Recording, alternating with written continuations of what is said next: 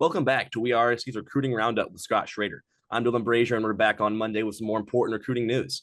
Thanks so much to Bird Dogs for sponsoring this video and sending me some of their signature Bird Dogs shorts. They're designed to fit slimmer through the thigh and leg, giving me a truly sculpted look. Other shorts are made of restricting, stiff cotton, but Bird Dogs fixes this using cloud knit fabric that looks just like khaki, but stretches to get a way slimmer fit without having to sacrifice movement. Bird Dogs is now offering you guys a new promotion. If you order right now, you get a free Hydro Flask style water bottle with your order. Keeps cold beverages insulated for hours. Fantastic. Make sure to use code USC at checkout or go to www.birddogs/USC. That's code USC at checkout or www.birddogs.com/USC. Order right now. Use the code. Get your free Hydro Flask style water bottle. Back to the video. From early last week, we saw 2026 five-star quarterback Julian Lewis verbally commit to USC. Scott, this is big news. What does this mean for the program? Yeah, it's any time that you can sign, we don't know what the final rankings are going to be for these class of 2026 prospects, but chances are really, really high that JuJu Lewis is going to be one of the top three prospects in the class of 2026 for now. I want to start off by just saying there's a very good chance that he could reclassify to the class of 2025, which means he would be Lincoln Riley's top 2025 quarterback target. So we just want to make sure we keep that in mind and people are aware of that. But what this means is that I had this conversation with Josh Newberg from On3 a couple of like 3-4 days ago after Julian committed to USC, and I said this gives a dude that fellow class of 2025 or 2026 prospects, are very familiar with, gives kind of a rallying into a person that they can, rally recruiting momentum around and stuff like that. I've already hit up a few class of 2026 prospects just from Georgia alone. And these guys are pretty excited about JuJu's commitment to USC. But what it does is you have these other elite prospects in other parts of the country that at the very least are going, why are these type of players now committing to USC? Julian Lewis, okay, everybody gets Lincoln Riley his track record with quarterbacks is ridiculous, right? But I think ultimately this gives you, yes, it gives you an elite quarterback down the road, but it gives you somebody who's going to be recruiting for you for 2 or 3 years.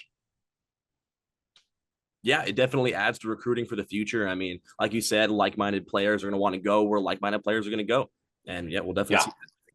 Perfect. So we're going to move on to the next subject. We've touched on him in the past, and that's junior college, Sione Lelea. He's a cornerback, and you put USC in his top 3. So something to keep our eye out for as we move on. And perfect. Scott, I saw you wrote an article on Chris Cole and how we have another shot with an official visit with him. And, you talked to his mom. Well, what does this mean as far as his recruitment status? Yeah, I think, it's USC's the one school in his top 6 that he has spent the least amount of time at up to this point in the recruiting process. He was invited out to the Elite 11 finals in June. And they also have an event, a one-day event where it's just kind of a 7-on-7 tournament where they invite skill players. And he happened to be one of the guys that they invited out. So I happened to get an opportunity to talk with him and his mother and actually his grandmother at Redondo Union High School in June after they had taken a brief visit to USC, but they only had a short amount of time to go by USC. But those couple of hours were impactful enough to where they knew they had to come back and visit USC one more time before Chris made a school choice. So, I think it's going to be hard to get somebody like Chris Cole because you've got Georgia, who could be right now the school to beat. You got Tennessee coming hard at him. They feel with a good official visit, they've got a shot at getting him. You got Alabama's. You got big time schools coming after him. Miami, and you never know with the NIL stuff. I actually don't think that Chris is going to be influenced by that element. I think he'll actually be more influenced by what a university offers him, after football, like USC. So I think that's what's separating USC potentially from these other schools. Is none of the other schools will likely have what USC can offer post football, and anytime you get a leg up in life and you've got contacts and a network that USC gives you, I mean, you're going to learn that. You probably already have, right? Right. So, I have family here. I'm at my brother's house right now in Vienna, Virginia. He and his wife went to USC. Their oldest daughter, went to USC. So, I have another brother that went to USC as well. So, I know what USC offers. This is not something I ever offer my opinion on to the recruits, but it is something that's real, and I think USC is doing a damn good job right now selling USC. Yeah, the Trojan family's nothing to play with, and I mean they get you taken care of for sure. Yep. Perfect. So we just wrapped up week 0. USC played San Jose State. Final score 56-28. Not too much of a worry. First half was kind of sloppy, but pulled through in the second half. Made a good game out of it. Scott, what were your initial thoughts? Yeah, my initial thoughts were, it looked like one of those games where USC had an opportunity to kind of run away with it, and then didn't, and then did. And then did. But they have some games to where it looked like they were going to, like against Utah, for example, twice.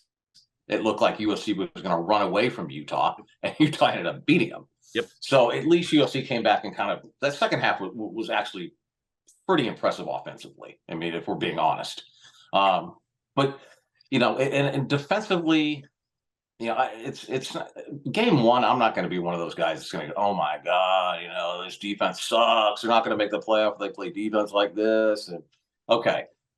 The game 1 would probably be completely irrelevant to me, except last year's finish to the season was really, really rough defensively. So USC had a chance to come out and show that they're vastly improved. Game 1 and failed in that attempt, in my opinion. I'm not saying their defense is trash, and I actually looked at the defensive players and the way they're moving around the football field. I think a lot of the stuff is very fixable.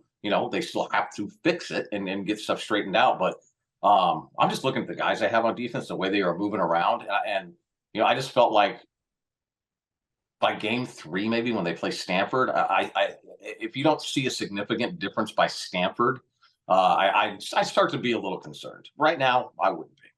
What are your thoughts? Oh, yeah. You were there. I watched on TV. Yeah. I mean, it was definitely an interesting first half, to say the least. I was kind of disappointed in how the defenses looked, but what I found out after the game was that they were trying to just rotate everybody. It was kind of a practice game, they called it. So pretty much trying to see people at different positions, how they're playing. And that didn't worry me as much as initially I saw the defense. I feel like, there's a lot of growing pains. It's entirely new defense. 9 out of the 11 starters are new. So I feel like they had to get through a few bumps. 2 days from this when it's airing 2 days ago. But yeah, I mean, a lot of room for improvement, and not too disappointed, I'd say. And I saw a stat. The defense missed 6 tackles. And compared to last season, that's definitely a step up. Yeah, and they did rotate a lot of guys in, and it was actually, today I just wrote a little brief article, put out some charts so everybody kind of put their eyeballs on stuff, and it was just participation, the names of everybody that played. It was 70 guys. It was the starters, and then another 49. I think it might have been 70 or 71 total players for USC played. Elijah Hughes was in there making some really big plays. I'm going to tell you what, I wasn't sure he was going to be ready to play right off the bat, because he didn't arrive until June. He wasn't one of the January enrollees. But this guy's going to be a problem. This is a guy that's going to be taking up some double teams at some point. And so it was great to see a lot of guys playing, but there were a lot of the starters that were in towards the end of the game as well, and they were still kind of having some struggles here and there. But overall, yeah, I wouldn't be overly concerned about it, but it did not look or feel that good on television. Fair, definitely. And I mean, being there, I was just like, why can't they contain the quarterback? I knew Siobhan Cordero. He's good. He's good. I know him. He had success at Hawaii and success at San Jose State. I know he's a mobile quarterback, and we've had issues with mobole quarterbacks in the past, so I'm not shocked about that. But I mean, the highlight of the game, Zachariah Branch, insane. In there, watching him run is electric. Just being able to change gears that fast, like he's jogging and then boom, he's gone. It's too late.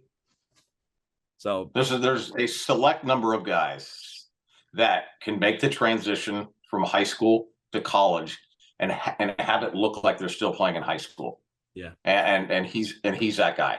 What he did yesterday looked exactly like what he did at Bishop Gorman, and he's still nowhere near his ceiling. So just enjoy the 3 years, USC fans, because you're not getting any more than that.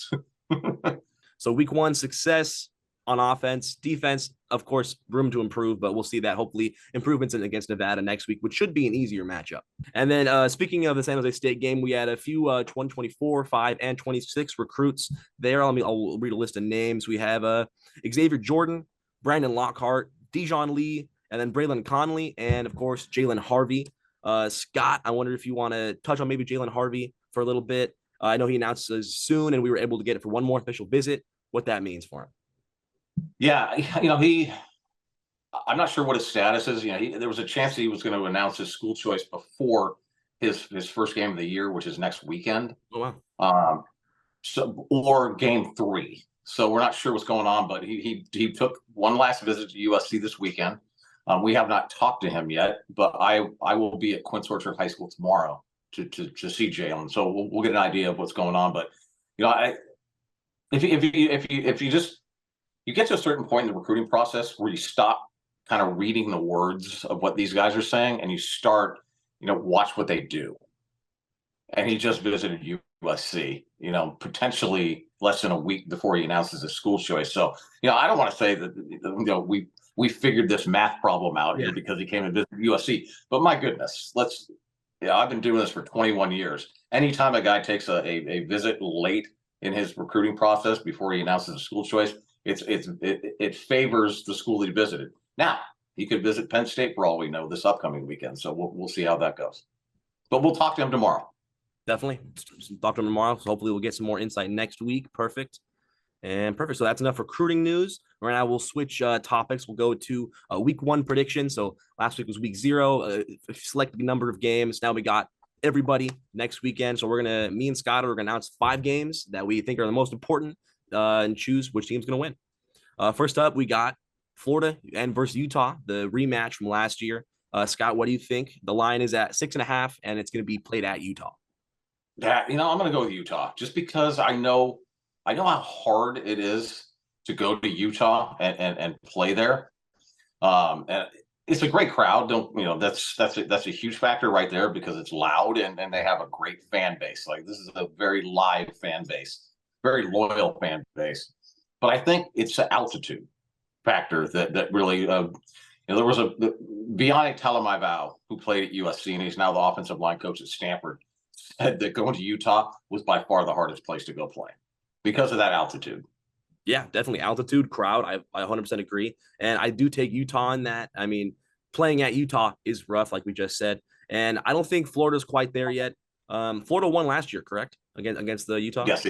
Yeah, I feel like Utah will have the upper hand this year. And yeah, I feel like Utah will win. I think by 6.5, 7. That makes sense. Yeah. Next game is Boise State versus Washington. And I know you're saying, oh, easy Washington. But Boise State has won 10 wins last season. And honestly, I think they're a pretty underrated, sneaky team. Line's at 14.5, but they're going to be at Washington. Yeah, I think that based off what we saw last year of Washington, they're a really, really well-coached football team. They did something very, very similar to what USC did in turning that program around, and you got to give some credit to that staff there. And they have a Heisman Trophy candidate at quarterback, future first-round draft pick probably. So I think they have a really good receiving core. They're going to score points. I don't know how good they are on defense. There's a lot of talk like, USC's defense was terrible, but to be honest with you, I don't think Washington's defense was that amazing last year. If we're looking at the scores of games they played, but I'm definitely going to go with Washington. But this is one of those games where Boise State plays perfectly. They can beat Washington. Definitely, I fully agree. I feel like same with the environment. It's a tough environment to play in Washington, so that's why I'm going to give the edge to Washington. But it's going to be really. Right. Boise State is consistent from what I've seen and consistently good. And so they're definitely going to put up a fight. And if they can erase those mistakes, and I can definitely see a 3-4 point game between them. Definitely edge to Washington, though. Okay. Perfect. Next game, we got North Carolina versus South Carolina. The line's at 2.5, and it's going to be at South Carolina. What do you say? Yeah, these are two programs that I'm really not that familiar with, but it's intriguing how close the spread is. Definitely, less than a field goal. So it's a game that I definitely want to make a point in watching because I know both programs have some really, really talented football players and some really and two great head coaches. One is probably at the end of his career, and the other is kind of a younger coach that's kind of making his mark and kind of catapulted that South Carolina program back up to where people are talking about them in a very positive fashion. So I'm going to go ahead and take South Carolina. I think that's probably where you're going to go with this as well. Yeah, I do like North Carolina in this, but to be honest, I'm going with the upset. I'm going South Carolina. I love what Beamer Ball's doing at South Carolina, and I think North Carolina with Drake May, obviously they're always contenders for to win a big game like this one. It's like you said, spreads at 2.5, and they're at South Carolina though. That's the kicker. These SEC environments are really tough to play in, and I wouldn't be surprised if Drake May makes a few errors. We'll see, but I go with South Carolina definitely. All right, for the final game, we have LSU and Florida State. Lines at 2.5, and they're at Florida State. Oh man, that's really tough. Florida State's one of my Final Four teams. Yeah, so I'm rolling with Norville and Florida State. Yeah, I feel like this is a fantastic Week 1 matchup. Jaden Daniels with the experience at LSU, and we got Jordan Travis, who dark horse Heisman contender for Florida State. I think both very talented quarterbacks, both pretty talented head coaches, and it's going to be a great matchup. But I got to go LSU. I feel like they're at Florida State. I feel like Jaden Daniels is going to pull up the upset in Florida State, and it's going to be a great one. LSU. All right. We want to hear your opinions on these games, so drop your score predictions in the comments, and maybe we'll respond. Perfect. That will wrap up today's show. Thank you for tuning in to another edition of WeAreSC's Recruiting Roundup with Scott Schrader. I'm Julian Brashier, and we'll see you next weekend. Fight on.